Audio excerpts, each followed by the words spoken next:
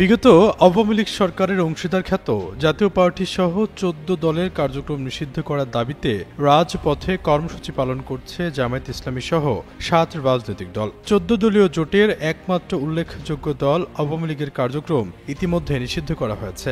বাকি দলগুলোর মধ্যে ওয়ার্কার্স পার্টি ও জাসদ ছাড়া অন্যরা রাজনৈতিক কর্মকাণ্ডে অনেকটাই নিষ্ক্রিয়। ওয়ার্কার্স পার্টির সভাপতি রাশেদ খান মেনন ও জাসদের হাসানুল হক ইনু এই মুহূর্তে কারাগারে রয়েছেন। প্রিয় দর্শক, আজকে আপনাদেরকে দেখাবো এমন একটি গুরুত্বপূর্ণ ভিডিও, যে ভিডিওটি দেখলে রীতিমতো অবাক হবেন। চাঞ্চল্যকর অবস্থা সৃষ্টি হয়েছে নেট দুনিয়ায় তুলপাড়, সামাজিক যোগাযোগ মাধ্যমে ভাইরাল। আসুন কথা না বাড়িয়ে দেখে আসি সম্পূর্ণ ভিডিওটি।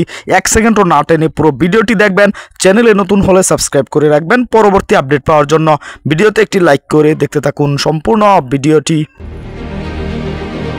এদিকে আওয়ামী লীগ সরকার পতনের পর রাজনৈতিক মাঠে কোণঠাসা গৃহপালিত বিরোধী দলের তকমা পাওয়া জাতীয় পার্টি, রাজনীতির জমিন ফিরে পাওয়া আর নির্বাচন নিয়ে অনিশ্চয়তায় থাকা দলটি মাঠের রাজনীতিতে সক্রিয় হওয়ার চেষ্টা চালাচ্ছে।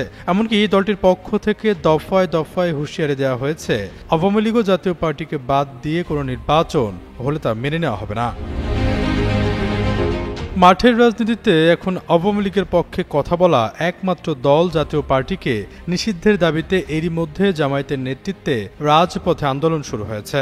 তবে জাপাকে নিষিদ্ধের বিষয়ে সম্মত নয় দেশের প্রধান রাজনৈতিক দল বিএনপি। দলটি মনে করে কোনো দল রাজনীতি করতে পারবে কি পারবে না সেটা নির্ধারণ করবে দেশের সাধারণ মানুষ।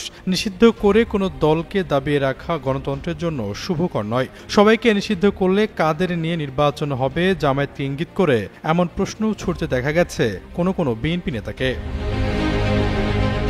বিশ্লেষকদের মত, কৌশলগত কারণে জাতীয় পার্টির পক্ষে বিএনপির অবস্থান নেওয়াটা যেমন কঠিন তার চেয়েও কঠিন দলটিকে নিষিদ্ধ করার দাবিকে সমর্থন করা।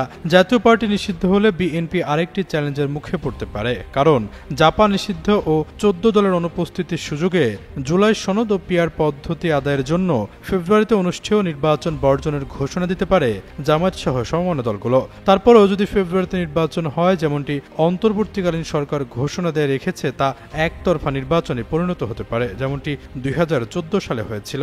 এমনটা হলে এই নির্বাচন আন্তর্জাতিক অঙ্গনে গ্রহণযোগ্য পাবে না এবং টেকসইও হবে না। এর মানে হচ্ছে রাজনীতির ময়দানে জাতীয় পার্টিকে নিষিদ্ধ করার প্রশ্ন কেবল নৈতিক দায়বদ্ধতা থেকে আসছে না, বরং এটি একটি কৌশলগত হিসাব নিকাশের বিষয়।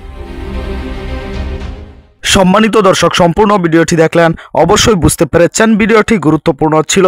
দর্শক, এই ভিডিওতে যে তথ্যগুলো আপনারা পেয়েছেন এ বিষয়ে আপনাদের কি মতামত তা অবশ্যই কমেন্টে জানাবেন, এবং পরবর্তী আপডেট ভিডিওগুলো সবার আগে পেতে চ্যানেলটিকে এখনই সাবস্ক্রাইব করে রাখুন। এই মুহূর্তে বিদায় নিচ্ছি, দেখা হবে অন্য কোনো ভিডিওতে। আসসালামু আলাইকুম।